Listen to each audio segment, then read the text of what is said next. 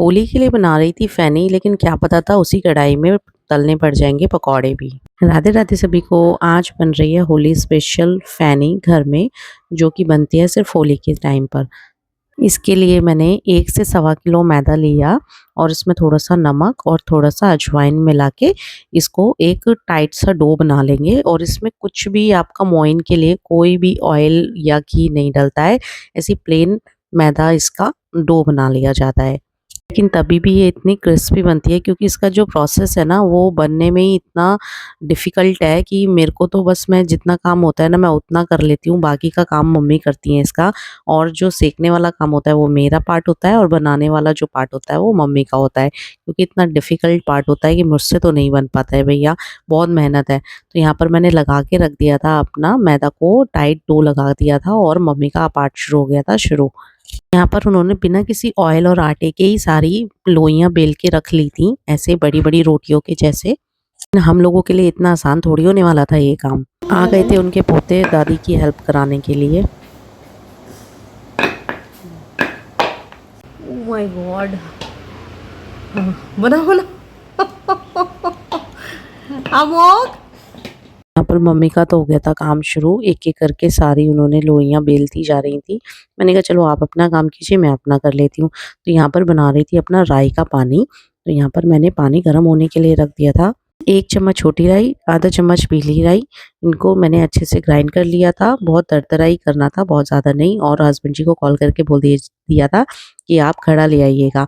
तो जो घड़े के में पानी रखा जाएगा छत पर 2 से 3 दिन के लिए। तो यहाँ पर ले आए थे हस्बैंड जी घड़ा, और ये इसको मैंने अच्छे से धो के साफ़ कर लिया था।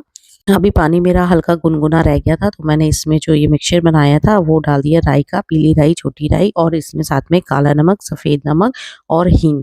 हींग का फ्लेवर तो मस्ट है, हींग डालनी तो मस्ट है, इसी से इसका कांजी वड़े का टेस्ट आता है। फिर कर दिया था इसको घड़े में ट्रांसफ़र और थोड़ा सा और पानी इसमें डाल दिया था। तो इसको मैंने अच्छे से सील पैक करने के बाद में, और आ गई थी इसको अब छत पे रखने की बारी, जिसको धूप में रखा जाता है 2 से 3 दिन। अब होली केवल हमारी थोड़ी है, हस्बैंड जी की भी तो है। उनसे बोला कि थोड़ी-सी मेहनत आप भी कर लीजिए भैया, होली हम ही थोड़ी करेंगे, आप भी तो करेंगे। तो उनसे करवा ली थी थोड़ी-सी मेहनत। इस पानी को छत पे रखने से 2-3 दिन छत पे रख के ही तैयार होगा ये, बिल्कुल इसमें खटास आ जाएगी तब इसको करेंगे। यहाँ पर मम्मी ने बनानी कर दी थी अपनी शुरू फैनी, जो कि ये ट्रेडिशनल फैनी मतलब यहीं पर बनती है मेरे ससुराल में, मायके साइड पे तो नहीं बनती थी।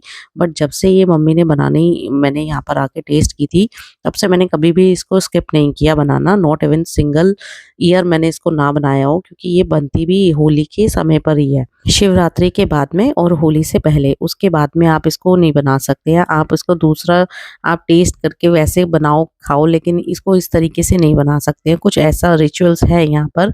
तो मम्मी कहती है, तो इस बार हो गया था बहुत लेट, कुछ घर में कुछ दिक्कत हो गई थी तो मम्मी चली गई थी वहाँ पर। वैसे भी ये इतना टफ पार्ट है कि मैं तो इसको प्रेफर ही नहीं करती बनाना। बाकी मैं सेक सकती हूँ, लेकिन इसको नहीं बनाना प्रेफर करती। तो यहाँ पर मम्मी का आ गई थी तो हमने कहा चलो भैया, मौके पे तो चौका लगाना ही है। और सबसे बड़ी चीज़, अब इन फैनी को फ्राई करने के लिए इन 2 चीज़ों की तो बहुत ज़रूरत पड़ेगी, बताती हूँ। यहाँ पर मैंने अपनी एक-एक करके फैनी डाल दी थी। अब मम्मी इतनी मेहनत कर रही है, जो टफ पार्ट उनको नहीं लगता और जो सबसे ज़्यादा टफ पार्ट उनको ये लगता है, तो भैया थोड़ा-सा टफ पार्ट तो हमारे लिए भी है। यहाँ पर ये सबसे टफेस्ट पार्ट ये भी है कि इनको सेकना। यहाँ पे फ्लेम को मीडियम रखना होता है, और साथ में जब आप इसको डालते हैं तो इनको एक-एक करके ऐसे प्रेस करना होता है ताकि ये खिल जाएँ। जो इसमें कट लगाए हैं ना, उससे इसके लच्छे बन जाएँगे। तो इसको ऐसे प्रेस करके सारा अच्छे से इसको बनाना पड़ता है, तब जाके इसकी एक-एक ये खिल जाती है बिल्कुल। और ये सच्ची में इतनी सुपर टेस्टी होती है खाने में, जितनी टेस्टी उतनी क्रिस्पी, तो इसको तो खाकर मज़ा ही आ जाता है। यहाँ पर सारी कर ली थी मैंने, देखो अच्छे से हो गई है मेरी, फ्राई हो गई है बिल्कुल। इसको मैंने अलट-पलट के दोनों तरफ से अच्छे से सेक लिया है। पहले आप इसका मीडियम फ्लेम रखेंगे, बाद में चाहे तो आप इसका थोड़ा-सा हाई फ्लेम करके अच्छे से सेक सकते हैं। तो मेहनत तो बहुत लगती है, होली भैया होली आती है और सबको अच्छे से रंगों के साथ में थका कर भी जाती है, जो कि अभी तो चल रही थी होली की एक्साइटमेंट में तो सब काम होते हैं, बाद में पता चलेगा। एक तो बच्चों के एग्ज़ाम्स और ऊपर से ये इतनी सारी थकान, दोनों साथ में ही पूरी करनी है। तो यहाँ पर मेरी सारी बनकर हो गई थी रेडी, अच्छे से मैंने सेक लिया था सारा। अच्छा, ये किस-किस के यहाँ पर बनती है प्लीज़ कमेंट करके ज़रूर बताइएगा। फ़ैनी हमारे यहाँ तो मेरे मायके साइड में तो नहीं बनती थी, यहाँ पर ससुराल में ज़रूर बनती है और तभी से इसको मैंने भी हमेशा से ही बनाया है।